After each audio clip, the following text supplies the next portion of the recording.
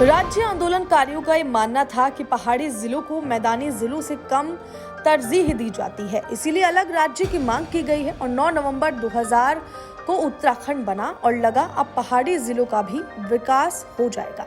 लेकिन अब भी पहाड़ के लोग ठगे जा रहे हैं।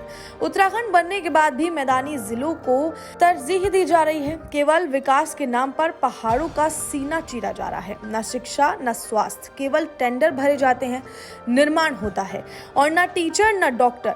जो हैं भी तो वो ट्रांसफर की अर्जी लेकर खड़े हैं कि कहीं सुगम में करा दो। इस हाल में पलायन ही एकमात्र उपाय बचता है।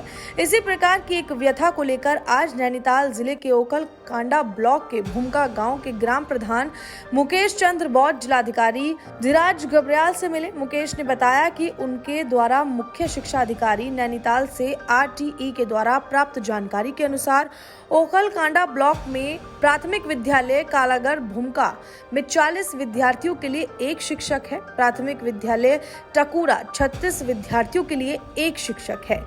इसी प्रकार 144 विद्यालयों में से 63 प्राथमिक विद्यालयों में केवल एक ही शिक्षक है। वहीं सुगम ब्लॉक हल्द्वानी में देखा जाए तो आवश्यकता से ज्यादा शिक्षकों की नियुक्ति की गई है।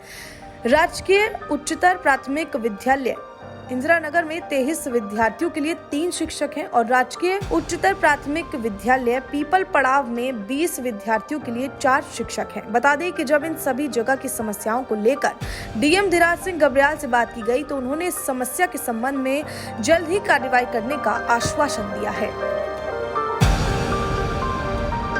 देखिए, मेरा नाम मुकेश चंद्र बौद्ध है और मैं 12 अक्टूबर 2022 को सर्वप्रथम DM साहब से मिला था, जिला अधिकारी जी से, जहाँ पर मैंने प्राथमिक विद्यालय कालागढ़, जो कि मेरा गांव है, और जूनियर हाई स्कूल भूमका, जहां पर प्राथमिक विद्यालय कालागढ़ में 40 विद्यार्थियों में केवल एक शिक्षक कार्यरत थे और प्राथमिक विद्यालय भूमका में 45 विद्यार्थियों में केवल 2 ही शिक्षक कार्यरत थे, जहां हिंदी और संस्कृत के अध्यापक नहीं थे।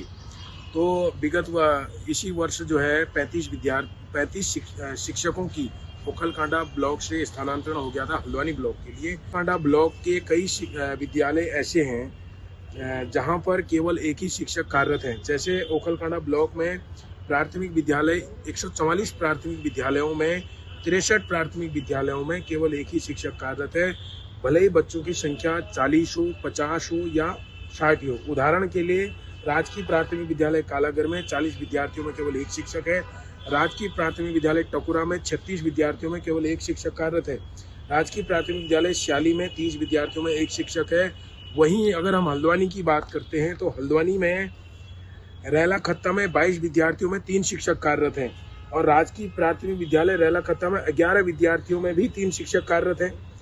वहीं इंदिरा नगर में 23 विद्यार्थियों में 3 शिक्षक कार्यरत हैं और नया गांव शंबल में 5 विद्यार्थियों में 2 शिक्षक हैं। कोट खर्रा तल्ला में 5 विद्यार्थियों में 2 शिक्षक हैं। राजकीय प्राथमिक विद्यालय इंदिरा नगर में 14 विद्यार्थियों में 2 ही शिक्षक कार्यरत हैं, 2 शिक्षक कार्यरत हैं। क्या मानते हैं क्या? तो देखिए, मैं अपनी पूरी बात आपको बताऊं, और हल्द्वानी ब्लॉक के अंतर्गत, जो नैनीताल जिले का एक ब्लॉक है हल्द्वानी ब्लॉक, जो सुगम ब्लॉक है, उसके अंतर्गत अगर हम बात करें कि बहुत सारे विद्यालय ऐसे हैं जहां मानक, जो शिक्षा विभाग के जो मानक हैं, उससे अधिक शिक्षक कार्यरत हैं। उदाहरण के लिए पीपल पड़ाव में 3 शिक्षकों की नियुक्ति होनी चाहिए थी RTE के मानक के अनुसार, लेकिन यहाँ 4 शिक्षक हैं। प्राथमिक विद्यालय बद्रीपुरा में स्वीकृत पद 3 है और शिक्षकों की संख्या 4 है, जबकि यहाँ 55 विद्यार्थी अध्ययनरत हैं। हम ये मानते हैं कि ओखल कांडा ब्लॉक, जो कि एक दूरस्थ ब्लॉक है नैनीताल जिले का, उसके साथ ये छलकपट किया जा रहा है। और मैं राज्य सरकार से और शासन प्रशासन से अनुरोध करूंगा कि जो नियुक्तियां हो रही हैं, जिन नियुक्तियों में धांधली हो रही है, जहां वो चाह रहा है, जहां स्थानांतरण चाह रहा है कर्मचारी, वहां उसका स्थानांतरण हो जा रहा है। अधिकतर लोग सुगम में आ रहे हैं, दुर्गम के स्कूल खाली हो गए हैं। तो हम मांग करते हैं राज्य सरकार से और यहाँ के अधिकारी कर्मचारियों से कि दुर्गम के विद्यालयों का भी ध्यान रखा जाए और जो 1431 LT और प्राथमिक विद्यालय के 2600 पदों की जो नियुक्ति होनी है, उसको शीघ्र